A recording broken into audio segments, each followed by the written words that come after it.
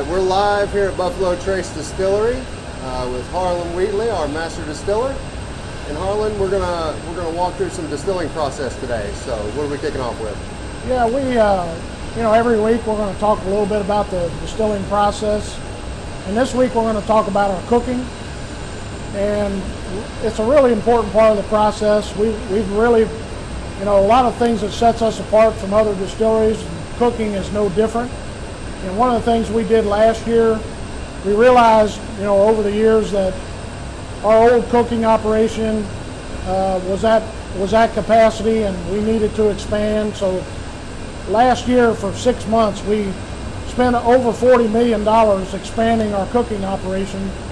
And one of the things that we really focused on was preserving the process. So we took the exact process that we had on our old system and just made it bigger and faster, but saved the process. So we'll walk through that today a little bit and show everybody our new cookers, and a little bit we'll talk about it along the way. So let's go check it out.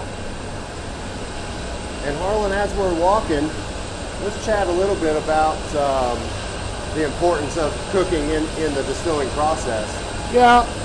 With cookers, a lot of people do it differently, but for us, and we'll show you that. But for us, we pressure cook all of our cooks. So, in order to get a really good whiskey, you got to start with really good ingredients. We use corn and rye and wheat and barley, depending on the recipe.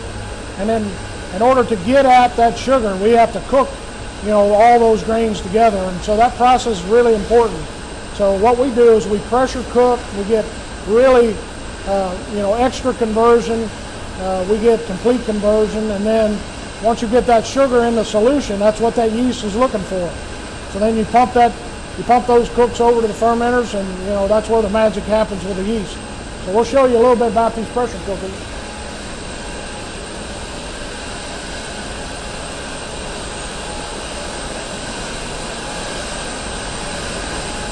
It's a little bit loud in here, but we've got the old cooking operation. We had about 30,000 gallons of capacity, and with the expansion, we now have 80,000 gallons of capacity, and we're able to cook these under pressure. And the guys are rotating these cooks along, and we cook one every about 45 minutes, and we're filling a fermenter.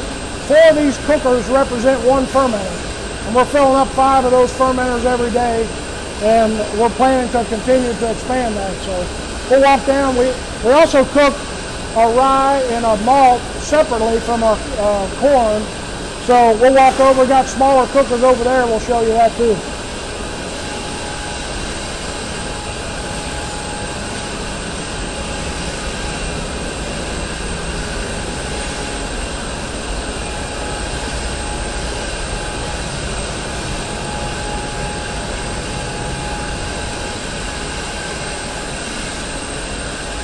One of the things we pretty big believers in is preserving the heritage and the legacy and all the history that this place has. We've been distilling since 1773, so we've got a lot of history, a lot of legacy. And one of the things we did is we preserved the original lids off of our cookers.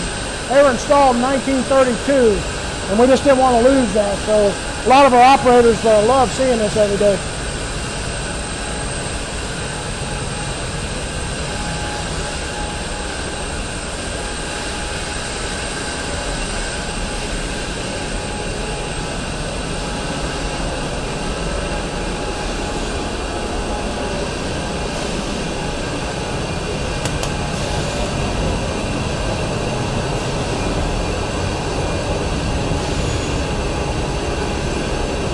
What we do over on this side is we cook our small grains separately, depending on what we're making. Today we're making Buffalo Trace. So we're using rye and barley and corn, but in this cooker we have our barley, and then we run our rye in these cooks separately, and we mix it in a slurry into our main cooks.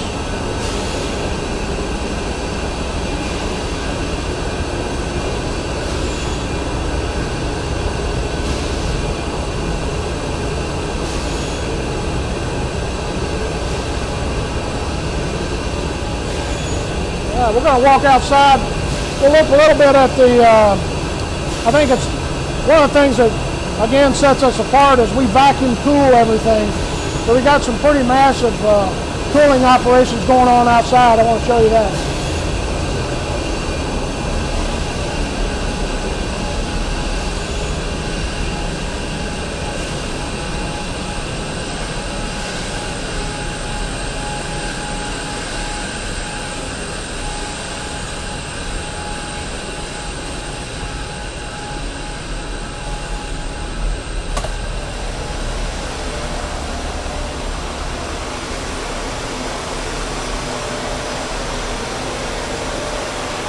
What we're doing out here is, as the cooks are cooked, we get it up to 240 degrees and it's under pressure. And what we do is we blow those cookers, get the pressure off, and then we start cooling, and we cool everything with a vacuum system.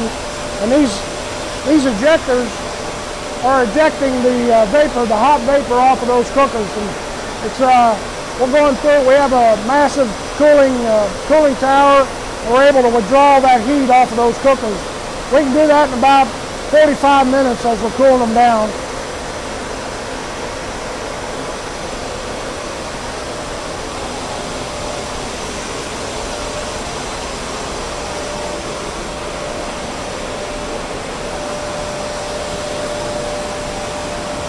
Of course, we're right along the Great Kentucky River, and one of the things that's fun is we're able to use this river water for our cooling, and it enables us to be pretty efficient as we run.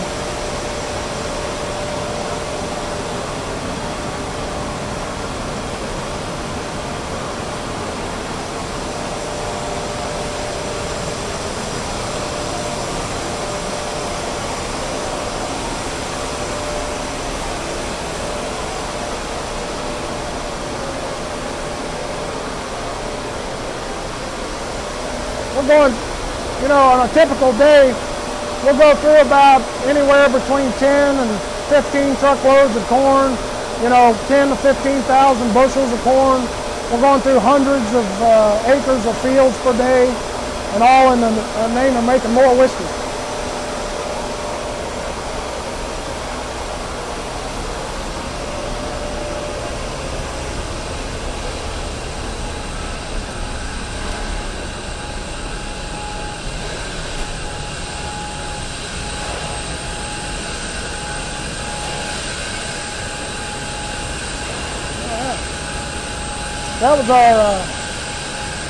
That was our cooking operation. Like I said, we're cooking 7 days a week, trying to keep up, and we're planning to continue and make more whiskey for everybody. And the next part of the expansion, we'll be talking about fermenters and distillation, and hope to see you all there. We'll go down.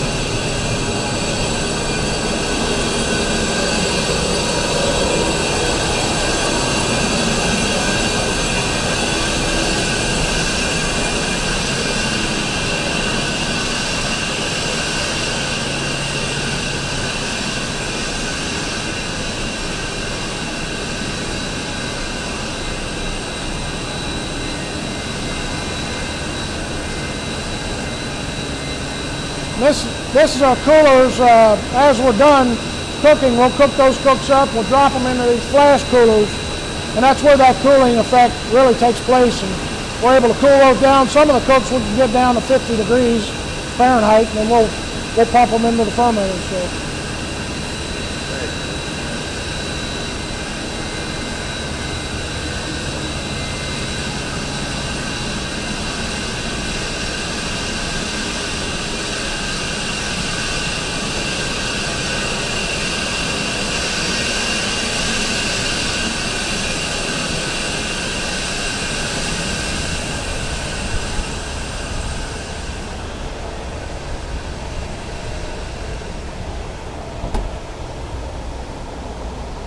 All right, that was the inside look at our mash house, and hopefully get to see some more soon.